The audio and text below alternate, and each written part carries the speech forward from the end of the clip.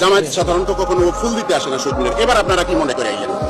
এবার রাষ্ট্রীয় আচার হিসাবে এটা আমার দায়িত্ব, বিরোধী দলীয় নেতা হিসেবে এখানে আসতে হবে আমার সঙ্গীদেরকে নিয়ে, তাই আমি এসেছি। এখনো কি জামাত এটা না জায়েজ মনে করে? আপনি এই প্রশ্ন কেন আজকে করছেন? এই ধরনের একটা পবিত্র মুহূর্তে এই ধরনের প্রশ্ন না করেই ভালো। জীবনে প্রথমবার ভাষা শহীদদের সম্মান জানাতে এসে তোপের মুখে পড়েছেন জামাতের আমির। তাকে দেখে রাজাকার রাজাকার স্লোগানে মুখরিত হয়ে ওঠে শহীদ মিনার প্রাঙ্গণ। লজ্জার মুখে পড়ে যান জামাতের আমির। অমর 21শে ফেব্রুয়ারির প্রথম প্রহরে কেন্দ্রীয় শহীদ মিনারে ভাষা শহীদদের প্রতি শ্রদ্ধা জানাতে এসে বিক্ষোভ ও উত্তপ্ত পরিস্থিতির মুখে পড়েছেন জামাতে ইসলামীর আমির এবং জাতীয় সংসদের বিরোধী দলীয় নেতা ডাক্তার শফিকুর রহমান।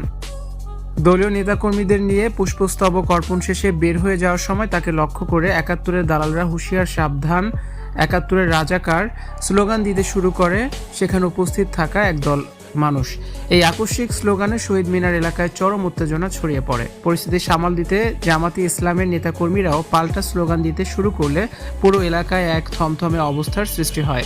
প্রত্যক্ষদর্শীরা জানান ডাক্তার শফিকুর রহমান যখন শ্রদ্ধা নিবেদন শেষে মঞ্চের পেছন দিয়ে বেরিয়ে যাচ্ছিলেন, ঠিক তখনই একদল বিক্ষোভকারী তার পথ রোধ করে রাখার চেষ্টা করে এবং ৭১-এর ভূমিকার কথা মনে করিয়ে দিয়ে তীব্র ভাষায় স্লোগান দিতে থাকে। আর এর প্রতিক্রিয়ায় জামাত ও ছাত্র শিবিরের নেতাকর্মীরা তাৎক্ষণিকভাবে ভাষা সৈনিক গোলাম আজম লও লও লও সালাম স্লোগান দিয়ে পাল্টা প্রতিরোধ গড়ে তোলে। জীবনে প্রথমবার ভাষা শহীদদের সম্মান জানানোর প্রসঙ্গে বিব্রতকর পরিস্থিতিতে পড়ে যান ডাক্তার শফিকুর রহমান। তিনি বলেন, বিরোধী দলীয় নেতা হিসেবে রাষ্ট্রীয় দায়িত্ব পালনে আমি এখানে এসেছি। তবে জামাতে ইসলামী এখনও শহীদ মিনারে ফুল দেওয়াকে ইসলামী শরীয়তে নাজায়েজ মনে করে কিনা এমন বিতর্কিত প্রশ্ন তিনি এড়িয়ে যান। এক পর্যায়ে তিনি চলে যান।